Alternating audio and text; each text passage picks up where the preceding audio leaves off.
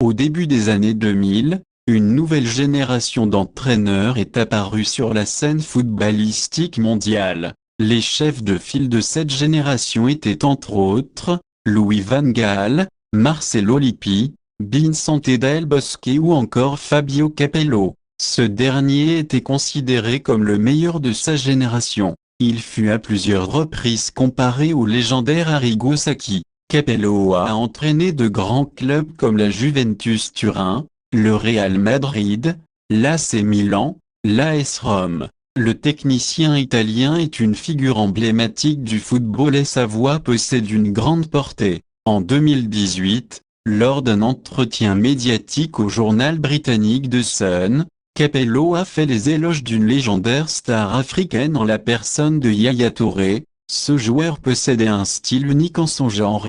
Ça aurait été un honneur de l'entraîner. J'ai essayé de le faire venir au Real, mais à l'époque c'était vraiment compliqué et le Barça avait une longue d'avance. Yaya Touré est le joueur le plus complet que j'ai vu évoluer. Technique, adresse devant le but, sens de l'anticipation, projection rapide vers l'avant, physique hors norme. Il est tout simplement le meilleur numéro 6 de l'histoire. Source, Afrique Sport.